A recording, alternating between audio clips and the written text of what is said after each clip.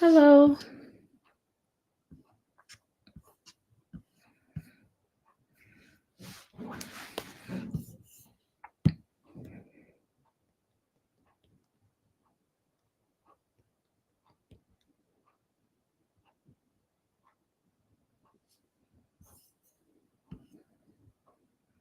Hi, good evening. Good evening, everyone.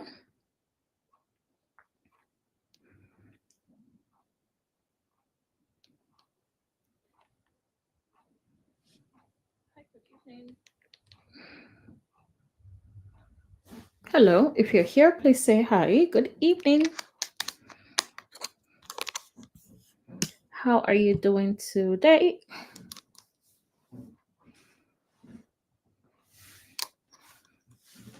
Good evening. Good evening. Thank you for being here. How are you doing? If you're here, hi. Hi, home Aniola. Hi, good evening. How you doing? How you doing? Please say hi if you're here. Thank you for being here. How's your week going? It's Tuesday evening at 7 p.m. I am great. Thank you for asking. Thank you for joining us tonight. And it's a Q&A session. So please, if you have a question, kindly type those in the comments. Any question about funding? I will start with the ones I have. However, I still want you to please go ahead and type in the comments any questions you have about property funding, particularly for investment properties. Hi, Meg. Good evening. How are you doing? How are you?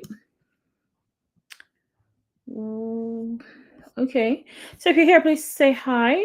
Sometimes I can't fully see everything, but I'm trusting that Facebook is good. Good evening. How are you? Please say hi in the comments if you're here. And welcome tonight. We'll be talking about funding, and it would be a Q&A, so I would need your feedback, please. My name is Yinka Olumorin, and I am a real estate investor, a coach on this wonderful platform, a coach by chance. It was not my intention, but it did go from going, providing help, advice, resources to friends, and it started to extend from friends to other people, and then we had to put systems in place. Here we are today with our wonderful community of great people learning about real estate, doing real estate. So if you're thinking fix and flip, if you're thinking rental properties, owning properties for passive income, cash flow, on a month to month basis, on a year to year basis, or even just buying and selling properties, you are at the right place. So I welcome you again tonight. So please go ahead and keep typing those questions in the comments. I see a question here. Please go ahead and type any questions on property funding. Okay. And yeah, you guys go ahead and do that. Go ahead and do that. Maybe we can even do a live advice on your specific situation. If you're comfortable sharing, that would be okay by me. If you wanted to, you know we can do something like that where, I mean, you don't have to share everything, but maybe things like your property score, maybe how much down payment you have, any peculiarities, and I can give you something on the surface that can help you. So let me know about all of that. If funding has been the biggest challenge, the reason for this session is really to help with that, to make sure that you're not really feeling like funding is the only thing that's holding you back. There are a lot of options, there are a lot of ways to go about those things. And so, yes, I would like to hear from you, and that way we can move forward. If we're not clarifying objections, then, there's no way to move forward. But if we're clarifying objections and making sure that things are, you have a proper understanding of where you should be and what you should do, then we're moving in the right direction. Okay, so I see your questions. Hi, Meg, are you there? Are you tagging the folks who wanted to be tagged? Okay, so here I have a question that says, aside a good credit and W two, what else did do I need to qualify for funding? So if you wanted to buy a house for yourself, yes, you would need your W two. But if you wanted to buy an investment property, you don't need a W two. Nobody looks at your income. So if you can clarify, which one is it? Are you trying to buy an investment property, or are you trying to buy a personal home for yourself? So for investment properties, you don't need a W 2. We use asset based lenders and they look at the peculiarities of the property. So things like the numbers. How much are you buying it for? How much would this property um, eventually sell for? How much repairs does this property need? All of that, it's a numbers game when it comes to real estate investing. And that's why it's very newbie friendly, because anyone can understand the numbers and anyone can pretty much qualify for funding or use creative funding. A good credit is anything from 600 and up. The better your credits, the better the terms you get, the better your options and choices of lenders. Am I frozen? Why am I frozen on Instagram? Please confirm that everything is okay. I just want to make sure I'm not frozen on Facebook, but it looks like I am frozen on Instagram. Please let me know if I'm frozen or do I need to wait a little bit. Okay, so Biola says investment property. Investment property, yes. Okay, cool. He said no, I'm not frozen. Okay, so it's just on my end. Yes, for investment property, you don't need, because guess what? If you're qualifying based on your job and you have a certain income, you have a certain debt to income ratio, that's not going to change. You can only buy maybe one property and it might not even be the property that you want to buy. So the W 2 route limits you because you can't make more than what you're making right now by magic, right? Maybe except you get a promotion, a little bit of a raise here and there, but it's not dramatically gonna just move you up by 100,000 in income. No matter how much you try, that's very limiting when you're trying to use that W 2 to qualify. So it might be tough if you're not earning that much and maybe your W2 is qualifying for 300K property and you need to buy more than that in a year. So no, that's not how it works, and the requirements are are, are simpler than when if you were trying to qualify for a personal home. It's a shorter process, it's more straightforward, and yeah, so a credit 600 plus is good. 600 plus. The higher you are, the better. Some lenders will still struggle with 600 on the dots, but the higher you move from 600, the better. Okay? So if you're 500, you really want to see how you want to move up. If you don't have anything crazy going on with your credit, like a lot of late payments and maybe derogatory statements, um maybe collections and things like that that are unresolved, you should be able to move quickly from 500 to 600 if you know what to do. If you need a credit training, just type credits in the comments. I'll have Meg send that over to you. So if you need it's really just things to do to boost your credit, and the things that matter as as long as credit is concerned. What are the things you need to put in place to um to boost your credit? So there are little tweaks here and there that you can make to make your credit better. Okay, so type credit in the comments if you want that. I'm just turning on my AC here because it seems a little bit um hot, or maybe it's because I am talking. Okay, cool. So yes, does that make sense, or do you have any follow-up questions to that? Okay, thank you. Said no, I'm not frozen. So let me know if you have a follow-up question. I'm really interested. I want to make sure that you get the whole gist for that. What else do I need to qualify for funding? I think we talked about that. So you need your knowledge, right? Aside a good credit and W2, no, not W2, but what else do I need to qualify for funding? Make sure the numbers make sense. If you know what you're doing, the lenders see that they're comfortable funding you, and that's it. Even if you're a newbie, even if that's your first deal, if the numbers work, they have no reason not to fund you. So it's less about you, it's more about the investment itself, if the investment makes sense. Okay. Okay, cool. So that's one question.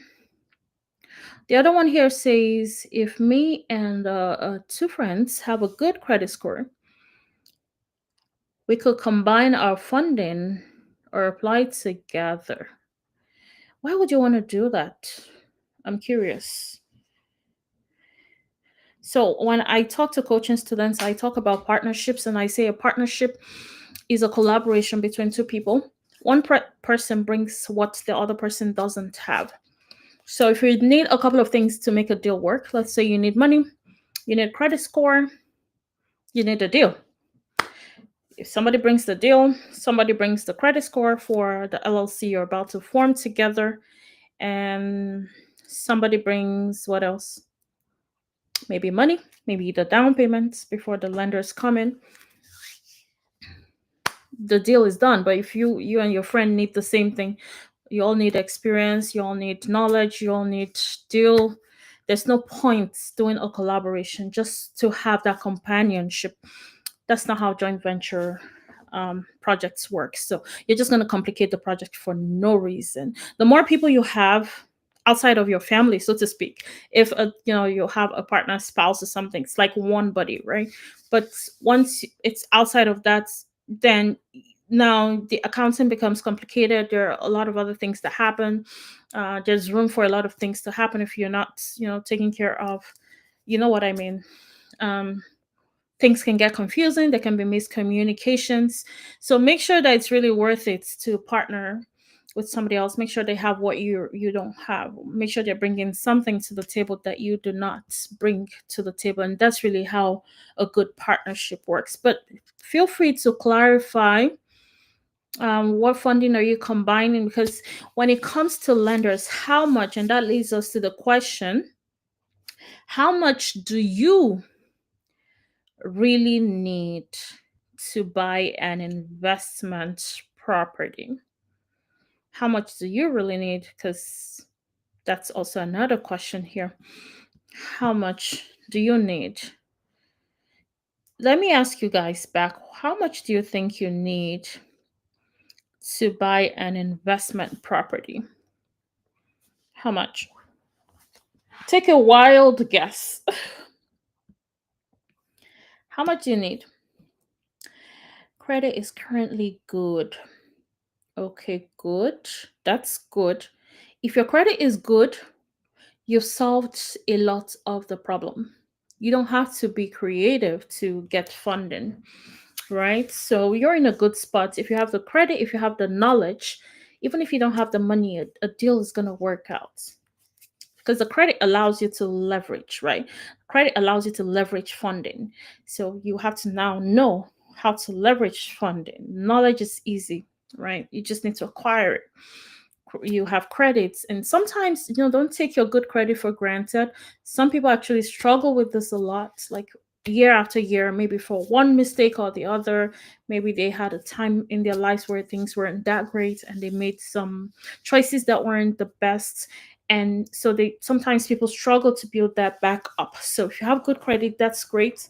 Don't take that opportunity for granted. Make sure you act on it and make sure you use it in the best way possible, because it's supposed to be an asset. A good credit score is an asset. A good credit score will make you a lot of money in America, right? That's how the system is. A good credit score will make you a lot of money. Now, the only other thing you need is how to, right? So bring that information together and make money with what you have. Leverage, and that's what we call it. You use what you have, the little you have, to make something happen. bring something else in, which is that lending component, which would be your leverage. So that helps you to really go for big deals, even if you didn't have that money sitting in your account. So Biola, I see you're saying I did ask a question. Did anyone answer that? I don't know. Anyways, sorry, I'm just seeing the Facebook comments. My apologies. Ooh. Hello, Mimi. Good evening. How are you doing? um, okay, good. I see some responses on how much do you think you need. Uh-huh, yeah. So Biola says it depends on the area. I agree. I agree. Ruth says 30K upwards. Okay.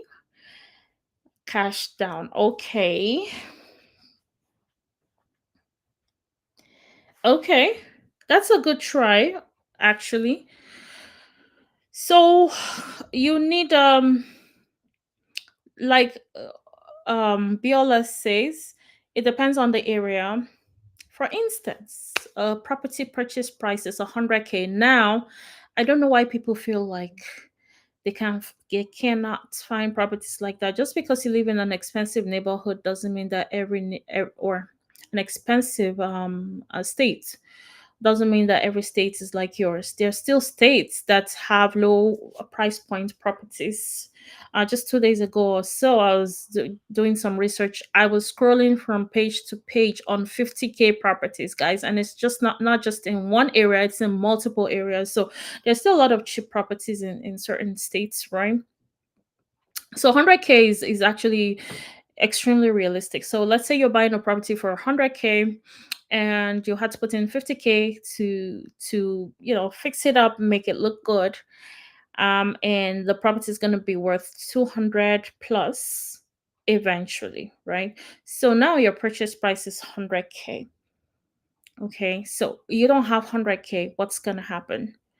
You need 10%, right? So we have affiliate lenders actually within coaching that would cover um 5 to 10% for newbies, right? So 10% is conservative. So 5%, if that's what you needed, 5% of 100K is 5,000, right? 10% of 100K is 10,000, right? What if you needed to buy a purchase price 200K property? So that's 20,000 for 10%, and that's 10,000 for 5%. If you're if you're not a newbie, you could potentially even get funding for up to 100% of your purchase price. We also have affiliate lenders that would do 100% on purchase price and 100% on repairs. So you see how it's possible to not come up with money. Like, people think it's not true, but it's true. So yes, maybe in the higher end neighborhood, maybe then you need that 30,000, but I don't think that most neighborhoods would need that, maybe except you're adding, maybe you're buying for 150, you add a closing cost, there were like a bunch of things you had to take care of, maybe pre-draw, so I don't know, uh, that you would need that upfront for the kind of properties that we invest in. And we're always trying to move sweat equity by doing work on the property. If you're not doing work on the property, you're wasting money. You're wasting money because you're buying property for too much. It's too expensive. It's not going to pay you. So when you're doing the traditional loans at 20% down, because some people feel like they cannot buy a property without putting 20% down, um, um, at full price, because now we're talking that 100K property ends up being worth 210, 250 or more, right? Depending on how good the deal is. And then you are the non-investor who has no clue what to do. You just want to buy a property. So now you buy that property at 210, 250 instead of buying it at 100K, and putting in that work and making a lot of money in the middle, either as equity or as cash outs, right? So you are now skipping that whole thing. You're putting down a big chunk of money, 250K at 10% is 25,000. 250K at 20% down is what? Is 50,000, right? At 20%, that's 50,000. So you're bringing down 50,000. Why you should have done it the investor way and bought it for cheap, used little money from out of pocket or from other sources. Now, the other thing, other difference between buying as an investor and buying as a regular human being is, aside bringing that 50K instead of 10K to the table, you're actually also, of course, you're not making money. You're probably losing 50K in cash right there, right? That's one thing. But also, I think I just lost my train of thoughts. Actually, something came up in my thought process about a very big chunky difference. Anyway, the money is a big part of it. But also, yes, how you come up with that 10K. So on the investor side of things, the 10K you can come up with from your credit card, right? It can come from anywhere. On the non-investor side of things, you can't just come up with 10K from nowhere. They really want to see where money is going. They're monitoring the accounts. They're really, because if you come up with 10K from a credit product, they're saying, or the 50K in this time around from a credit product, now they're feeling like you cannot afford a house except you borrow, and you don't even want to touch the credits, right? When you're qualifying for a traditional property, or when you're qualifying for a property in the traditional way, you really don't want to touch your credit, because if your credit dips before closing, that's a problem. You might not be able to close. So it's very different.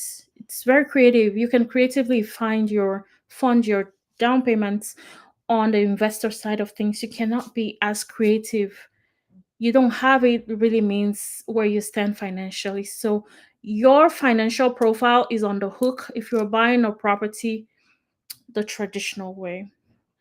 Your financial profile is not on the hook the investor way. As long as you can show that money, they don't care if it was just wired to your account that same day. Nobody's asking you where you got that money from, right? It could have come in from your 401k, could have come in even from a credit card, could have come in from a line of credit, could have come in from a friend. Hey, can you send this over? I just want to show my lender and I will send that back to you because my money is still processing, or because my partner is still doing this, or because my bridge funding is still underway. Nobody cares, right? So definitely coming up with less money on the investor side of things. Okay, cool. So, Biola was saying, you had a question about. I'm scrolling right now. How do we work the numbers? For a beginner, how do we work the numbers? The number is a learning process. Have you tried to get into coaching? Because you gotta use your deal analyzer, practice different properties. As an investor, the bulk of your work is really just analyzing properties and making offers. Okay, so you're analyzing properties, you're making offers, and you learn as you go, right? So that's why you make money, because it does cost some consistency. It does cost some work. I mean, everything costs work. Whether you're idle, it's stressful sitting on the couch and watching TV, right? But whatever you choose to do in life, I mean, being broke is stressful. Being broke is stressful. If you want to make money, you definitely got to switch that stress over to a money making stress or a money making activity. But yes, you got to analyze and learn. It's a process. You continue to grow, understanding markets as you analyze. So yes, I definitely recommend that you join us in coaching. That's what we do. Okay, so for a beginner, how do we analyze numbers? That's how do we work the numbers? That's my response to that. Okay. I'd say 170 to 200K for an investment property in my area. Okay, cool. What area is that? I'm curious. What's a good credit score? What's the range? I think we mentioned this. So a good credit score would be 600 and up. And really, the higher your credit score, the better. There's nothing as wasteful as having a poor credit score. You lose a lot of money and opportunities when you have a poor credit score. Definitely put that into consideration. The better your credit looks, the better, the more money you make. And here's the thing, it doesn't mean that you cannot owe 20K in credit. It doesn't mean you cannot even owe 50K in credit. It just, you got to apply some wisdom, right? So there's something called credit limits, right? Say, so rather than just getting one card and then maxing the whole thing, you max the whole 5,000 and now your credit is at maybe in the 500s because you're at 100% maxed. And let's say my credit card, I probably owe 40,000, but no, it's not showing up. I still have an 800 score. I could, yeah. I could have an 800 score. I could have a 750 score even if I owe $40,000 in credit. Yeah. So the limits, when you're starting to build your credit, there's a process.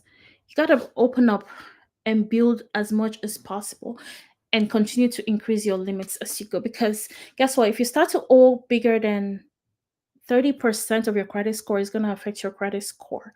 So you start to see that big improvement when you drop how much you owe by less than 30% owed on the credit. So if I have a balance of $200,000 line of credit, personal, for instance, somebody has 10,000 and is owing 7,000, and maybe I owe 20,000. I owe more than this person, but my credit score is definitely better, right? So it's not saying not to owe. You just really, I know sometimes we don't get people to advise us on how these things work, but that's why you're here. When you're building, you really want to go after that limit. Again, if you need that training on credits, just type credits in the comments and I'll have Meg send that over to you. I'll send her the link after so you kind of get an idea. Especially if you're credit naive, it's important that you know how to even get started building and what are the things to look out for. The other thing is your age of credit score. Your age of credit. Let's say you're applying for a credit card every year. Now, that's going to water down the average age of your credits, right? So that's something you also should watch out for. Aside the hard inquiries will fall off eventually, but that age is also a big one that's kind of hard when you water it down. It's kind of hard. Let's say you had a card that was as old as 5 years, and now you're hearing about real estate investing. And now you feel, okay, let me open up more credit cards, and you open five more. So they're gonna average that first credit card 5 years, the next credit card one, the other credit card 1 year, the other credit card 1 year, the other credit card 1 year, divided by five, right? So now instead of your age of credit history being 5 years, now it's watered down into that average five, six, seven, eight, nine. Nine divided by five. Now that's what your age of credits would be, and it makes it look like you're not experienced or savvy in credit use. So that's one of the factors, and I think the training probably has like five different factors that you can look at. Aside the limits, the age is another one, and so on. So since it's not credit training, I'm going to move on from there. We could combine for more money. Okay, so now Perry, if that's your real name, if you were doing that partnership and you're combining for more money, I guess that's fine. That's if the investment property is like a huge one and you guys need 50,000. But if you need like 10,000 to get started, I would say actually just get started with 10,000 on a lower price point property than trying to combine 10,000 per person from five people and you're at 50K. I would say start, because when you're new, you're not aware of the complications in accounting. The accounting can get complex with partnerships. So yeah, I would say, start smaller and build from there when you start to feel comfortable. So as you're trying to understand the path on your new deal, you're not also struggling with accounting and trying to communicate to everyone, and maybe even giving room for miscommunication or the lack of it. Because now someone has to be responsible, there has to be like a split responsibility, there has to be like a joint venture agreement and all of that good stuff, or even an operating agreement for your LLC or your company. So in other, I don't know if it's really worth it, especially if you're keeping the property long term. It's not like a quick partnership where you're in and out within a 12-month period, you know, and that's it. But you really want to think about what you're doing. But yeah, if you absolutely need that, I guess it is what it is.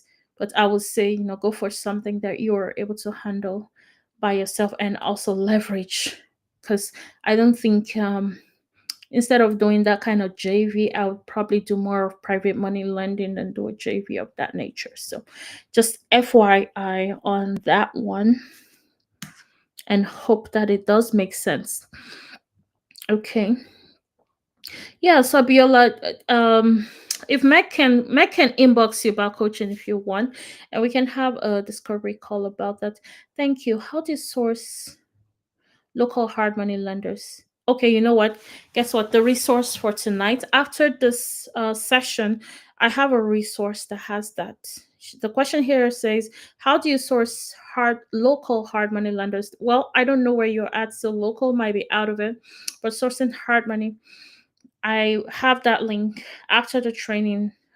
Meg is gonna inbox it to you if you indicate that you want it here. So at that point, she can do that. Do you need LLC in the states you're buying a property? That's a good question. So yes, you do. And if your LLC set up in a state outside of that, then you're applying as a foreign entity in the other states where you trying to do business. Okay, so any state you're doing business, you gotta be registered. Good question. Okay, cool. Hey, Facebook folks. How y'all doing? You said, are you correct? Correct about what, Ruth? Um, Remind me. Are you correct? Cash down, good credit. Okay. So you need good credit. What do you mean by good credit? Good credit. So guys, if you really want to know the credit that makes sense for most lenders, I'll say if you're at 660, you should be good. If you're 620, some lenders will say yes, some will say no. If you're 600, most lenders will say no, some will say yes. Um, if you're at maybe you're at 640, most a good chunk lenders will say yes, but 660 definitely. Where do you start to get really good juicy terms? 700 plus. Where do you start to qualify for business credits? So business credit cards, maybe even lines of credit, 700 plus with a that's a good established credit history. But at what point do you start to qualify for lenders on properties for investment purposes? 600 plus. Does that make sense? Does that make sense? Yeah, I know I asked you a question. I asked you a lot of questions. Hey, Ruth. So, yes, you said cash down, you said good credit, and I just explained what good credit means. And cash down, I guess, maybe. Okay, just because I don't remember the actual question. Okay, cool. I appreciate that. I'm from Connecticut. Thank you. Okay, hi. Hi, my fellow Connecticut resident. Hello. Okay, cool. All right, so continue to type in your questions, and I'm gonna go into the other questions I got. So okay, it says, how is funding for investment properties different from primary residence? And I just explained that it's definitely different. Investment funding doesn't look at your debt to income ratio personally, and they don't need your W-2 or proof of income, so no one is looking at how much you're making as far as investment properties go. But on primary residence, you definitely need that. You're qualifying the traditional way. If you're owing too much debt on your credits or other kind of debts, or you have too much responsibility going on a month to month basis, and you hardly have any money left, or you have some money left, they calculate all of that. You shouldn't have more debts than you can afford on the new mortgage.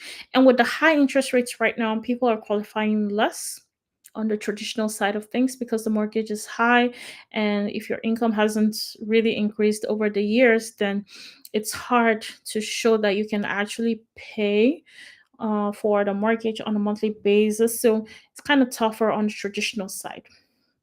On the last call, I showed you guys a trick on how to boycott all of that.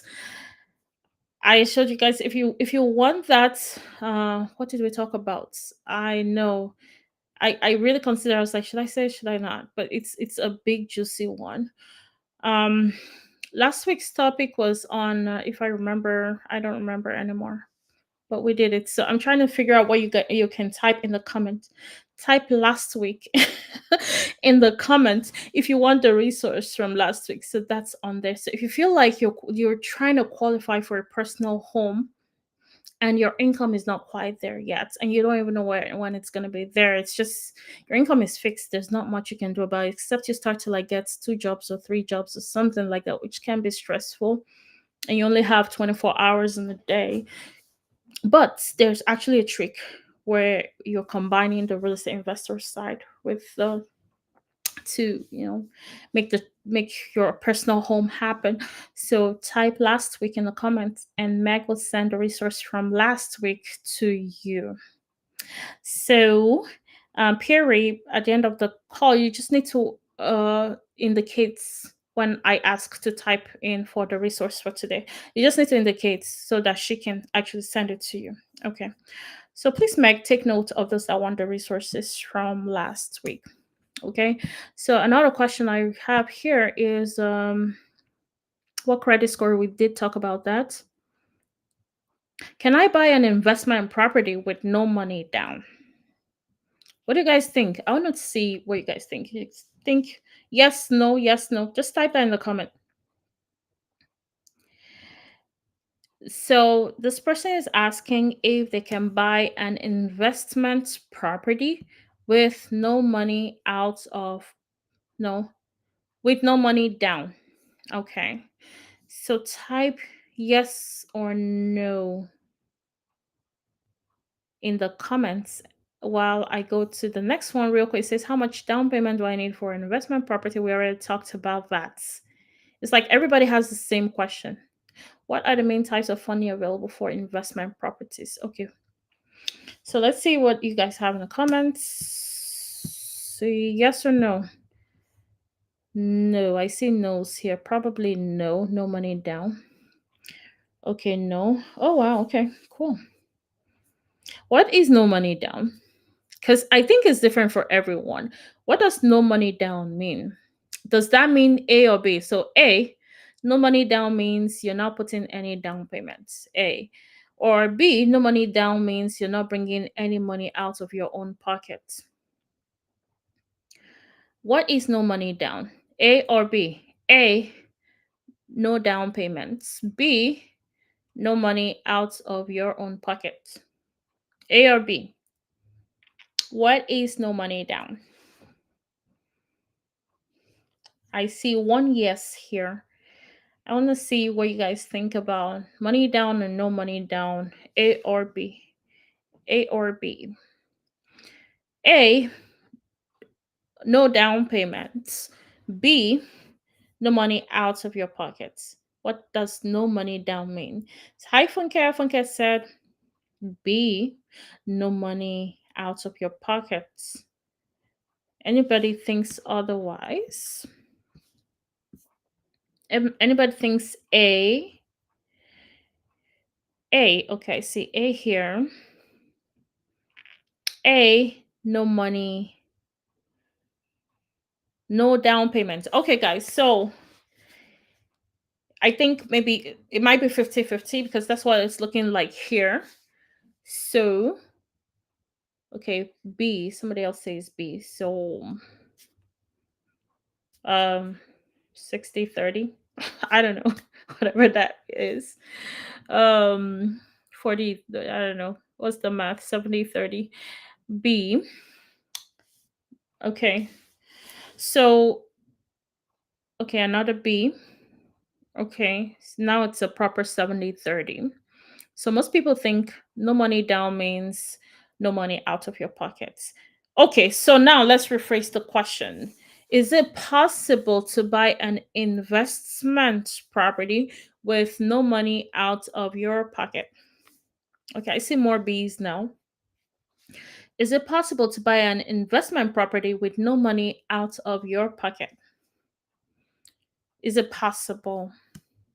Could you do that? How dare you? How dare you do that?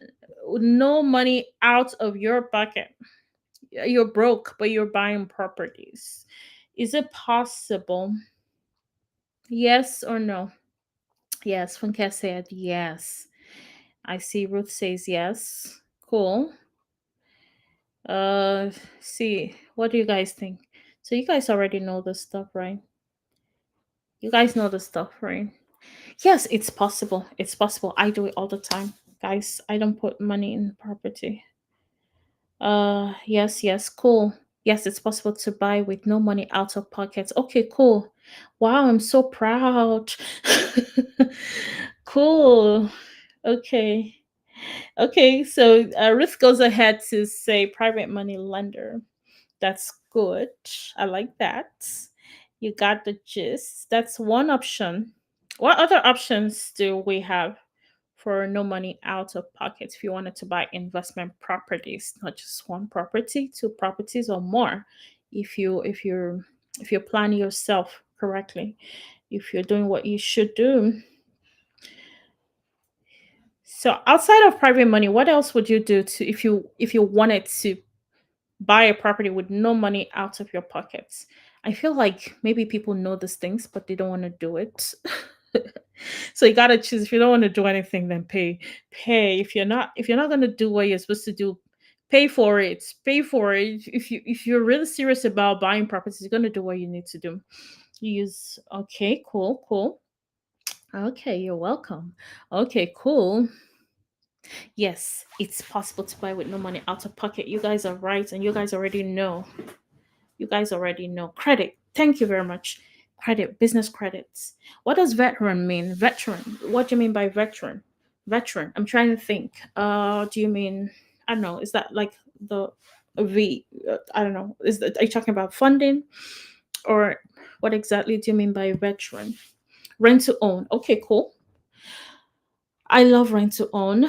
I'm actually a rent to own pro, if I say so myself, because that's how I started to invest in real estate. My first deals were rent to own. I consider myself a pro, even though I don't do a lot of rent to owns anymore. Use credit card depending on the type of property. Good, good. So you can even use a credit card. You cannot dare do that for a personal property. You cannot. But for investment property, you can use credit card. Yes, that is true. Okay, so you already answered the question, really. I didn't even need to say anything. Everybody here answered it. Yes, you can buy properties with no money out of your pockets. Yes. Can you buy a property with no down payments? Maybe. It depends on the lender. Who are you using? Like I was saying, in coaching, we have a lender who does 100% purchase price and also 100% repairs, right? So if you have those kind of lenders, yeah, right.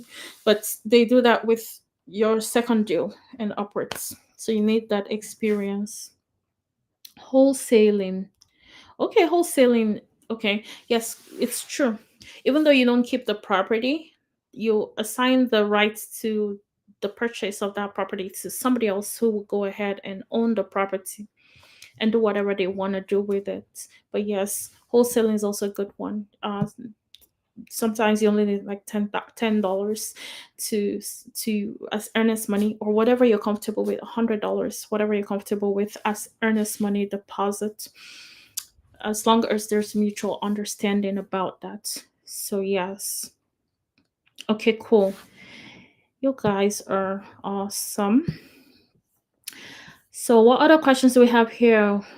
What is private money and how do I find private lenders? I'm sure we've had a session on private money before.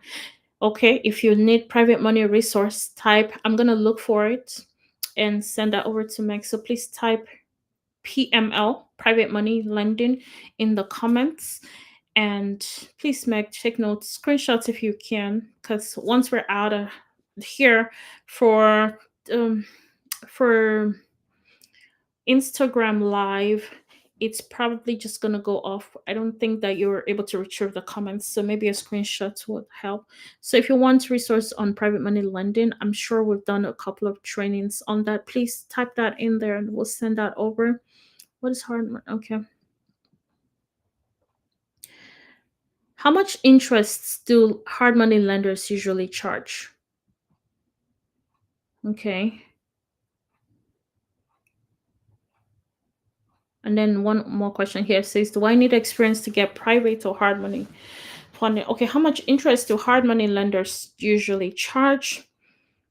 It could range from 9 to 12% usually. That's reasonable, 9 to 12%. And 9 to 12% is so here's how it works. You can pay 12% interest on a property on a month-to-month basis, that's interest only, and still make five figures, maybe even six figures on that property, right? So would you rather pay 12% interest on a certain amount than, or you rather partner with somebody that has the whole entire money and split the profits in half? Of course, you're going to make more money if you did the hard money side of things, right? You're not splitting your profit, you're only paying a certain portion into interests. It's up to you. Do you have the money? If you have the money, then go for it, right? If you don't have the money, you gotta be humble. You can't make the money alone. You gotta share that profit. So yes, there is interest to pay, and that's why before going into the deal, you make sure that your numbers are making sense. If your numbers don't make sense, don't do the deal.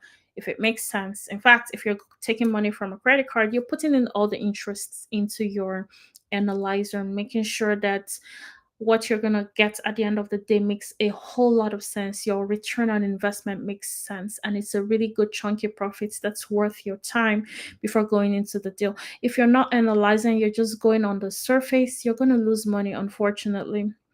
It's not bad luck, it's just the truth. You're going to lose money if you're not putting numbers together in details. So don't be someone who just hears of a property and says it's cheap. In our coaching class yesterday, we were looking at some three different properties that were at $50,000 price points. Okay, so someone who's looking at that from an expensive market will say that's so cheap. But when we crunched those numbers into the deal analyzers, only maybe one and a half of the deal made sense. Most of the deals or so didn't make sense to go for, except you're making a way lower offer. So don't be that guy who sees a property in another market and thinks, oh, that's so cheap, I'm gonna buy it.